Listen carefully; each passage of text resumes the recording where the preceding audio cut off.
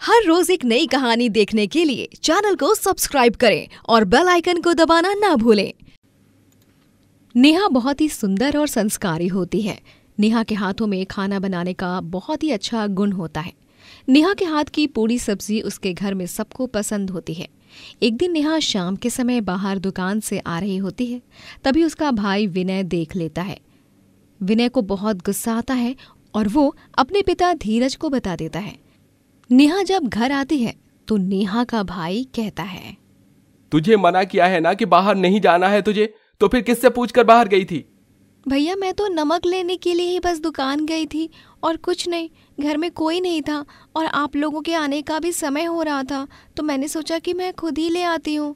देख रहे हो ना माँ पापा, इसे बस बाहर घूमने का बहाना चाहिए बस। तभी तो हम दोनों नहीं थे तो तुरंत बाहर निकल गई। इसके मन में डर नहीं है अब हमारा। यहां तेरे बाप भी हैं और तू बाहर गई। अरे पर निकल आए हैं क्या तेरे? बता, अभी काट के रख देता हूं मैं। सच सच बता, बाहर किससे मिलने गई थी तू?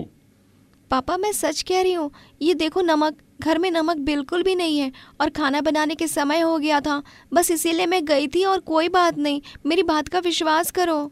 देख नेहा, तुझे बहुत प्यार से समझा लिया है मैंने, लेकिन अब तू मेरी बात ध्यान से सुन। तू इस घर की बेटी है और तुझे हम जैसा कहेंगे वैसा ही रहना पड़ेगा।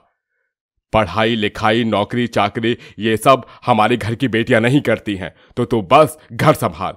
घर से बाहर कदम रखने का ख्याल भी अपने दिमाग से निकाल दे।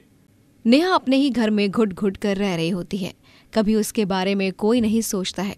कुछ दिनों बाद नेहा ने घर में सबके लिए पूरी सब्जी बनाई होती है, जिसे खाकर धीरज कहता है, वाह बेटी, ये होती है लड़कियां। जैसे तूने खाना बनाया है, वाह वाह वाह वाह, सच में बेटी तूने दिल खुश कर दिया। जरा 2 पूड़ी और ले आ। जी पापा अभी लाए। नेहा की अगर कभी तारीफ होती तो वो बस इसीलिए कि वो अच्छी पूरी सब्जी बनाना जानती हो। कुछ दिनों बाद नेहा के पिता और भाई शाम के समय घर आ रहे होते हैं, लेकिन तभी रास्ते में उनकी गाड़ी का एक बहुत बुरा एक्सीडेंट हो जाता है और वो दोनों बहुत बुरी तरह घायल हो जाते हैं। दोनों अब भी जिंदा थे, लेकिन अब घर की पूरी तरह से जिम्मेदारी नेहा पर आ जाती है। कुछ दिन तो चल जाता है, लेकिन एक बार नेहा के पास दवाई लाने के भी पैसे नहीं थे। दवाई लाने के भी पैसे नहीं, अब मैं क्या करूं? मैं क्यों ना पूरी सब्जी बेचना शुरू करूं? मेरे हाथ की पूरी सब्जी तो सबको बहुत पसंद भी आती है, लेकिन अगर पापा और भैया को पता चल गया तो मैं एक काम करती हूँ, उनसे छुप के पूरी सब्जी बेचना शुरू कर देती हूँ। उन्हें पता ही नहीं चलेगा तो वो गुस्सा क्यों करेंगे? हाँ। नेहा अब अपने पिता और भाई से छुप छुप के पूरी सब्जी बेचने का काम शुरू कर देती है। अपने मोहल्ले के बाहर नुक्कड़ पर नेहा अपना ठेला लगाती है। नया ठेला था, इसीलिए कोई वहाँ ज्यादा आ नहीं रहा था। तभी नेहा के ठेले पर एक स्कूल की लड़की आती है। दीदी पूरी सब्जी कितने की है? 20 रुपए की है। नेहा जल्दी से पूरी सब्जी निकालकर उस लड़की को देती है। जैसे ही वो लड़की पूरी सब्जी खाती है तो उसे वो बहुत अच्छी लगती है। दीदी पूरी सब्जी तो बहुत अच्छी है, क्या मुझे थोड़ी और सब्जी मिलेगी? हाँ हाँ क्यों नहीं, तुम तो मेरी पहली ग्राहक हो। सच्ची दीदी, मैं आपकी पहली ग्राहक हूँ। और नहीं तो क्या, तुम ही तो आई हो अब तक, वरना यहाँ तो एक मक्खी भी नहीं आई। क्या दीदी आप भी? अरे मक्खी आएगी तो वो पैसे थोड़ी देकर जाएगी, लेकिन सच में दीदी आपकी पूरी सब्जी बहुत अच्छी है, देखना लोगों को भी बहुत पसंद आएगी। तुम्हें पसंद आई है ना, मेरे लिए तो वही बहुत है। नेहा की पूरी सब्जी धीरे धीरे आसपास के लोगों में मशहूर होने लगती है। नेहा का अब इतना तो काम चल रहा था कि उसकी रोज की मेहनत निकल जाए। कुछ दिनों बाद नेहा बची हुई पूरी सब्जी लेकर घर पहुंचती है तो सामने कुर्सी पर अपने भाई को देखकर घबरा जाती है। नेहा तुम बाहर कहाँ से आ रही हो? वो भैया, मैं पड़ोस वाली राधिका आंटी के घर गई थी। मैंने आज पूरी सब्जी बनाई थी ना, तो उन्होंने भी मुझसे कहा था कि थोड़ी सी मैं उन्हें दे दूं। क्या पूरी सब्जी बनाई है? बहुत अच्छा किया तूने नेहा। इतने दिनों से दवाई दलिया यही सब खा रहा हूँ, मन खराब हो गया था मेरा तो। भैया आप बैठो, मैं आपके लिए खाना लगा देती हूँ, पापा को भी बुला लेती हूँ ना। ठीक है, पापा भी बहुत खुश हो जाएंगे पूरी सब्जी खाकर। नेहा अपना झूठ छुपाती है, लेकिन कहीं ना कहीं नेहा के पिता और भाई दोनों को ही नेहा पर शक हो रहा था और दोनों थोड़े बहुत ठीक भी हो रहे थे। कुछ दिनों बाद एक बड़ी व्लॉगर रुचि नेहा के ठेले पर आती है और नेहा से कहती है, अच्छा तो वो आप ही हैं जिसकी मैंने इतनी तारीफ सुनी थी अभी तक? जी माफ़ करना, मैंने आपको नहीं पहचाना। आप मुझे जानती हो? अरे आपको तो बहुत लोग जानते हैं। मैंने आपकी बनाई पूड़ी सब्जी के बारे में काफ़ी तारीफ सुनी है। लोग बहुत बोलते हैं कि आप काफ़ी अच्छी पूड़ी सब्जी बनाती हो। अच्छा, और नहीं तो क्या, तभी तो मैं यहाँ आई हूँ कि मैं देख सकूँ, मैं ज़रा खा कर चख सकूँ और देखूँ कि ऐसा भी क्या ख़ास होता है आपकी पूड़ी सब्जी में। नेहा रुचि को जल्दी से एक प्लेट गर्मा गर्म पूड़ी सब्जी देती है। रुचि पूड़ी सब्जी खाने लगती है और खाते वक्त कुछ नहीं कहती। खाने के बाद रुचि कहती है, वाह वाह वाह, क्या पूड़ी सब्जी है। अब समझ आया कि लोग क्यों इतनी तारीफ कर रहे थे आपकी पूड़ी सब्जी की। सच में खाकर मज़ा आ गया। कहीं आप फ़ोन का कैमरा लेकर मेरा मजाक तो नहीं बना रही है ना? अरे नहीं नहीं, मैं मजाक नहीं बना रही हूँ, मैं बिल्कुल सच कह रही हूँ। अपने काम की कसम, आपकी पूड़ी सब्जी बेस्ट है। खाकर मज़ा आ गया, पेट भर गया लेकिन मन नहीं भरा। मन कर रहा है बस खाती जाऊँ। जी आपका बहुत बहुत शुक्रिया। शुक्रिया तो आपका जो मुझे आपने इतनी लजीज पूड़ी सब्जी खिलाई। मैडम जी अब तो आपके यहाँ ग्राहक ही ग्राहक हैं। नेहा की पूड़ी सब्जी लोगों में ऐसे फैल रही थी जैसे अच्छी खुशबू। लोग आते और खूब चाव से नेहा की बनाई पूड़ी सब्जी खाते हैं।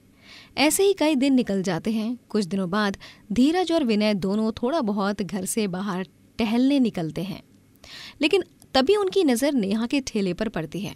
रुचि को इतना मेहनत करते हुए देख दोनों में से कोई कुछ नहीं बोलता है और सीधे घर आ जाते हैं। घर आने के बाद नेहा काम करने लग जाती है कि तभी धीरज कहता है, नेहा बेटा, हमें माफ कर दे, हमने तेरे साथ बहुत गलत किया। हम तो तुम्हारी माफी के भी लायक नहीं है शायद। हमने तुम्हें लड़की समझकर कोई भी काम करने नहीं दिया, बस चूल्हा चौका ही करने को कहा।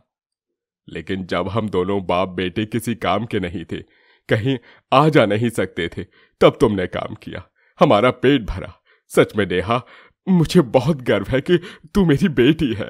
मुझे भी तुम पर बहुत गर्व है और अब तक हमने जो भी तुम्हारे साथ किया हम उसके लिए माफ़ी चाहते हैं। हमें माफ़ कर दो नेहा। आप लोग माफ़ी क्यों मांग रहे हो? अरे आप बड़े हो, अगर आपने कुछ बोल भी दिया तो क्या हो गया? मुझे आपकी किसी बात का बुरा नहीं लगा है। अगर सच में हमारी बात का बुरा नहीं लगा है तो हमें भी तुम गरम गरम पूरी सब्जी बना कर खिला दो। हम तुम्हारे पहले ग्राहक तो नहीं बन सकते, लेकिन ग्राहक बनना चाहते हैं। अब नेहा को अपने घर वालों का भी साथ मिल जाता है और वो खूब तरक्की करती है। सोहन अमीर तो था, लेकिन उसका घमंड इतना था कि हर कोई गांव में उसे सेठ कम और घमंडी ज्यादा कहते थे। ऐसे एक दिन सोहन के पास एक बूढ़ा किसान आता है। सेठ जी, मुझे 5,000 रुपए चाहिए थे। अरे बिल्कुल बिल्कुल, मैं यहाँ इसीलिए ही तो बैठा हूँ, लेकिन ब्याज 20% है, इसलिए भाई बता दे रहा हूँ, बाद में नाटक मत करना।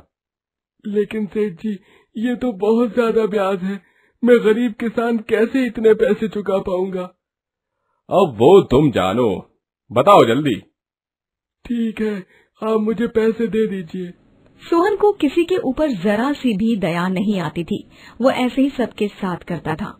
कुछ दिनों बाद सोहन का छोटा भाई मोहन उसके घर जाता है और बोलता है, भैया कैसे हो आप? अरे मैं तो बिल्कुल ठीक हूँ, खा पीकर एकदम तंदुरुस्त हूँ। लेकिन आज इतने दिनों बाद तू यहाँ कैसे आ गया? कोई मदद के लिए आया है तो वापस जा सकता है। भैया, आया तो मैं आपसे मदद मांगने के लिए ही हूँ। वो है क्या कि मुझे कुछ पैसे चाहिए, घर में बहुत दिक्कत चल रही है, मेरे पास कोई काम भी नहीं है। दिक्कत तो होनी ही थी, मैंने पहले ही कहा था कि जिस रास्ते पर तू चल रहा है उसमें कुछ भी नहीं मिलने वाला सिवाय गरीबी के। भैया, आप मुझे पैसे दे दीजिए, जैसे ही मेरी हालत सुधर जाएंगे मैं आपको पूरे पैसे वापस चुका दूंगा। बिल्कुल भी नहीं, मुझे पता है जिसके पास खाने को पैसे नहीं है वो मेरे पैसे कैसे दे पाएगा, और मैं इतना भी बेवकूफ नहीं हूँ कि तुझे पैसे दूंगा। चल अब जा यहाँ से। सोहन अपने ही भाई को पैसे देने से साफ मना कर देता है। मोहन को काफी ज्यादा बुरा लगता है और वो अपने घर जाता है। मोहन की पत्नी भावना उसे कहती है, क्या हुआ, आप जेठ जी से पैसे मांगने गए थे ना, उन्होंने पैसे दे दिए ना? मैं आपका इतना देर से इंतजार कर रही थी। घर में राशन नहीं है, वो भी लाना है। भावना, ऐसा कुछ नहीं हुआ। भैया ने साफ मना कर दिया पैसे देने के लिए। क्या? वो तो आपके भैया हैं और अपने ही सगे भैया को मुसीबत में पैसे नहीं दिए? हाँ, उन्होंने मना कर दिया। मुझे माफ कर दो, मैं तुम्हें कोई भी खुशी नहीं दे पा रहा हूँ। आप परेशान क्यों हो रहे हो? और किसने कहा कि आप मुझे खुशियाँ नहीं दे पा रहे हो? आपके बड़े भैया जानते नहीं हैं कि हम कितना खुश हैं और अब हमें उनके पैसों की भी जरूरत नहीं है। अब हम अपना ठेला ही लगाएंगे और खूब मेहनत करेंगे। भावना अपने पति मोहन का साथ देती है, जिससे मोहन में काफी आत्मविश्वास आ जाता है और अब वो दोनों मिलकर अपना एक ठेला लगाना शुरू करते हैं, जिसमें पूरी सब्जी, छोले और रोटी बेचा करते हैं। शुरू में तो कोई भी उनके ठेले पर नहीं आता है। अब हम क्या करें भावना, यहाँ तो कोई भी नहीं आ रहा है। ऐसे तो हमें ही नुकसान होगा ना। हाँ, आप सही तो कह रहे हो, लेकिन यहाँ खड़े होने से अगर हमारा ठेला नहीं चल रहा है तो हम घूम घूम कर भी तो बेच सकते हैं ना। और फिर हम एक जगह अपना ठेला लगाया करेंगे। अगर लोगों को हमारे हाथ का स्वाद अच्छा लगेगा तो वो खुद ही हमारे ठेले पर आ जाया करेंगे। क्यों, सही कह रही हूँ ना? हाँ, ये सही रहेगा। मोहन और भावना अब घूम घूम कर ठेले पर खाना बेचा करते। गांव के बाहर उनके एक पढ़ा लिखा आदमी सूरज मिलता है उन्हें। अरे भाई, बहुत जोर की भूख लग रही है। आपके ठेले पर जो भी मिलता है जरा जल्दी दे दो। जल्दी से सूरज को सब्जी, पूरी, छोले, रोटी देते हैं। सूरज बड़े चाव से खाता है। सूरज को ठेले का खाना काफी अच्छा लगता है और वो बोलता है, अरे वाह, मुझे तो बहुत भूख लगी थी, इसीलिए मैंने खा लिया, लेकिन मुझे नहीं पता था कि इतना स्वाद खाना होगा। हा, सच में खाना खाकर तो मजा ही आ गया। हाँ, धन्यवाद। वैसे आप हर रोज यहीं अपना ठेला लगाते हो? नहीं, वो क्या है ना, हमारे ठेले से अभी ज्यादा कमाई तो होती नहीं है, इसीलिए हम घूम घूम कर अपना ठेला चलाते हैं।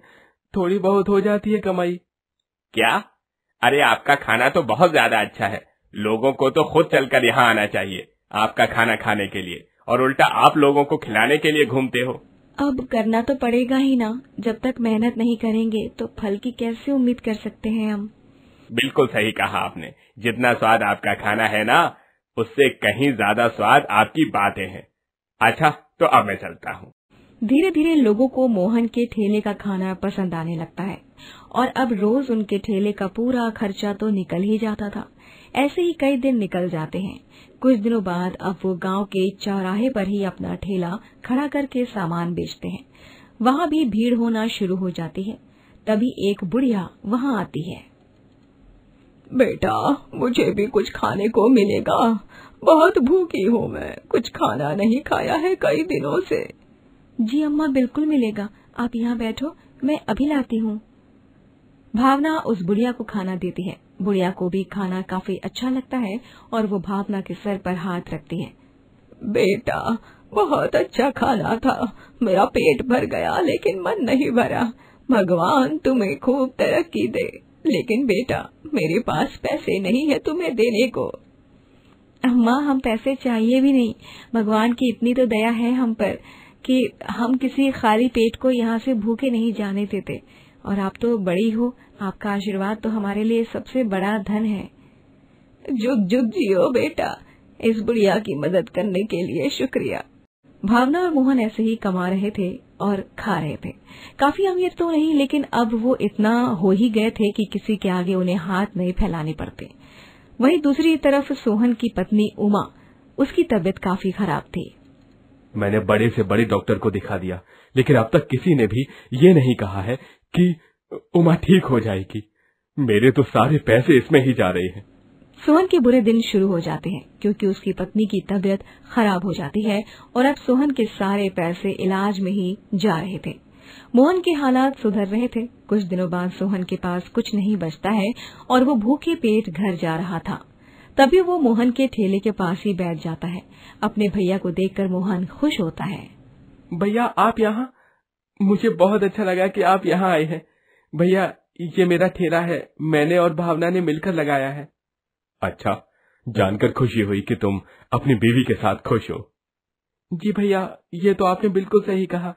मैं तो हार मान चुका था, लेकिन भावना ने ही हमेशा मुझे हिम्मत दी है। अरे मैं भी कैसा पागल हूँ, आप आए हो और कुछ खाने को भी नहीं पूछा। आप यहीं रुकिए, मैं अभी खाना लाता हूँ। मोहन तुरंत अपने भाई के लिए एक प्लेट में खाना लगाता है। इतने दिनों बाद अच्छा खाना देखकर सोहन जल्दी जल्दी खाना खाने लगता है। वाह मोहन, खाना तो बहुत अच्छा बनाया है। आपको खाना अच्छा लगा भैया? बस मेरे लिए तो यही बहुत है। इतना स्वाद खाना बनाया है तो अच्छा कैसे नहीं लगेगा? तभी तो तुम्हारे ठेले के पास इतने लोग खाने आते रहते हैं। भैया अब जो भी है यही है। वैसे भाभी कैसी है भैया? क्या बताऊं मोहन, मैंने लोगों से लक्ष्मी तो जमा कर ली, लेकिन अपनी घर की लक्ष्मी को नजरअंदाज कर दिया था। तुम्हारी भाभी का इलाज चल रहा है और अब मेरे सारे पैसे उसमें ही चले जाते हैं। कोई बात नहीं भैया, भाभी ठीक हो जाएंगी। हाँ मुझे यकीन है, लेकिन अब शायद मैं भी ठीक हो चुका हूँ। मैंने जो घमंड की पट्टी बांधी थी वो उतर गई है।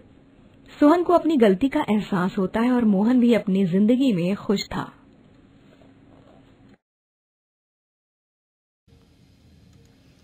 मिहिर अपनी बहन रागिनी और बीवी बेला के साथ रहता है।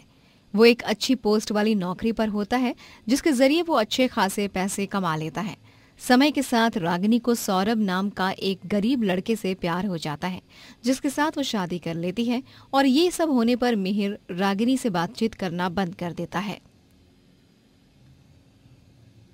भैया मेरी बात तो सुनिए, मुझे घर में आने तो दीजिए।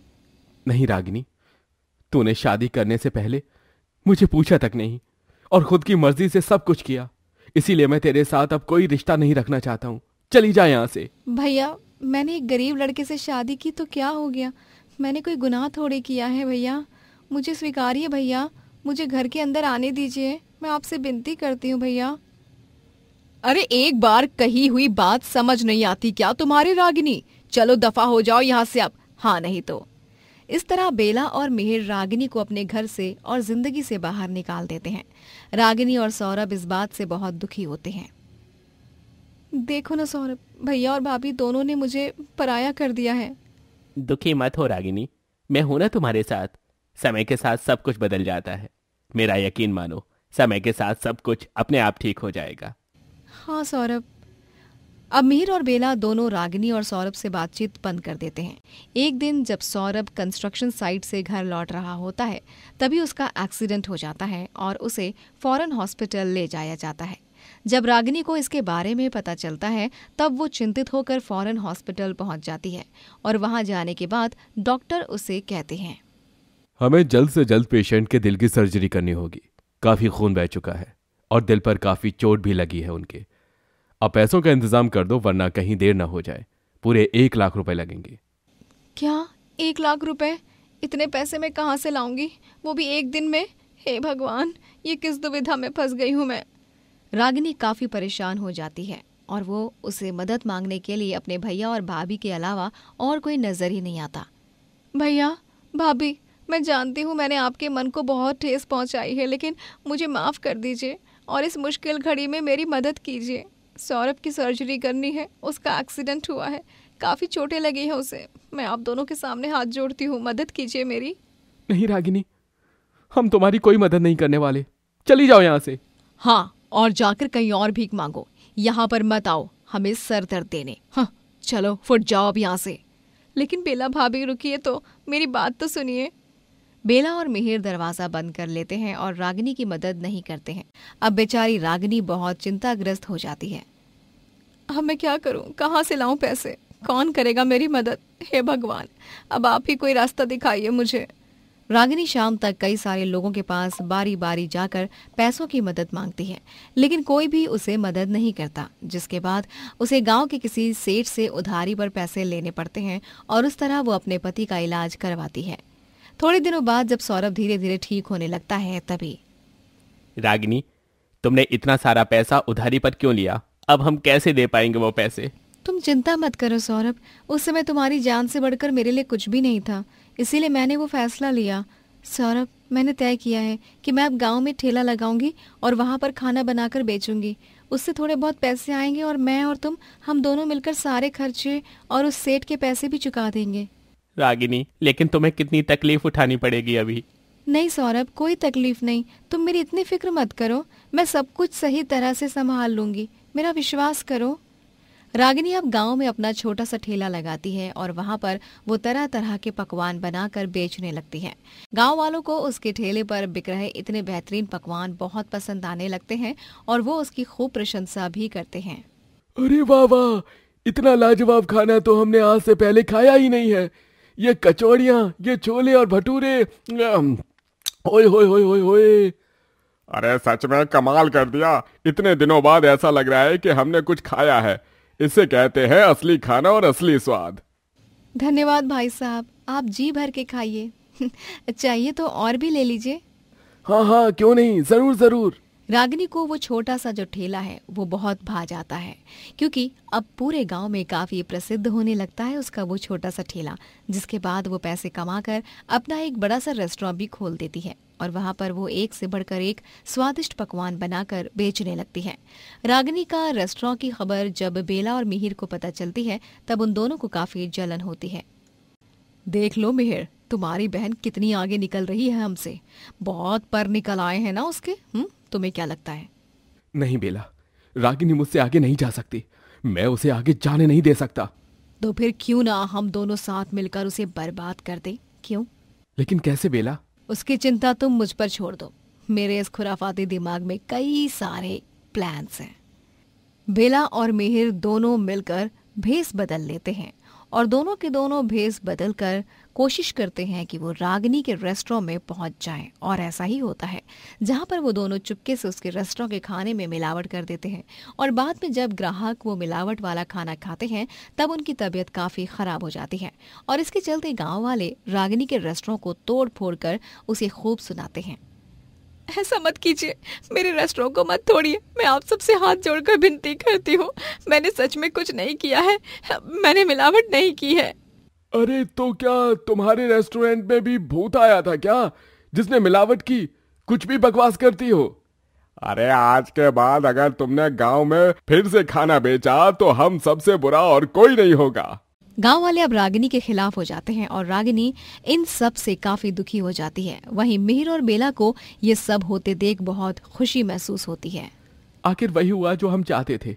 बड़ी आई थी अपने रेस्टोरेंट को चलाने वाली, अब अपने मुंह के बल गिरेगी बुरी तरह। एकदम सही कहा तुमने मिहिर। अब बेला और मिहिर की इस चाल के कारण बेचारी मेहनती रागिनी का रेस्टोरेंट बंद पड़ जाता है, जिस कारण वो बहुत टूट जाती है।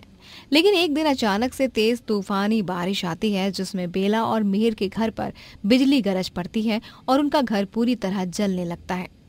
उस रात वो जैसे तैसे बच जाते हैं और उनके पास रागिनी और सौरभ के पास जाने के अलावा और कोई रास्ता नहीं बचता।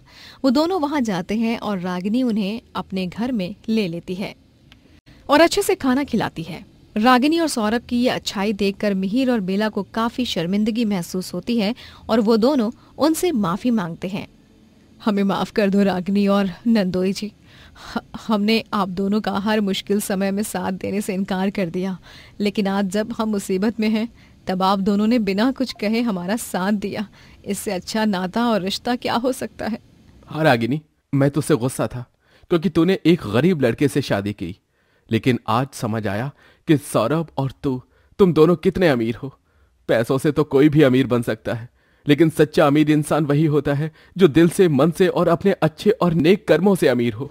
बेला और मिहिर दोनों रागिनी को अपना गुनाह बताते हैं कि उन्होंने ही उसके रेस्टोरेंट में आकर खाने में मिलावट की थी, लेकिन अब उन्हें अपनी गलती का एहसास हो गया है। वो दोनों पूरे गांव के सामने अपना गुनाह कबूल करके रागिनी को फिर से सबकी नजरों में अच्छा साबित करते हैं और अंत में सब कुछ फिर से ठीक हो जाता है और रागिनी फिर से अपना नया ढाबा खोलकर गाँव में खाना बनाकर बेचने लगती है।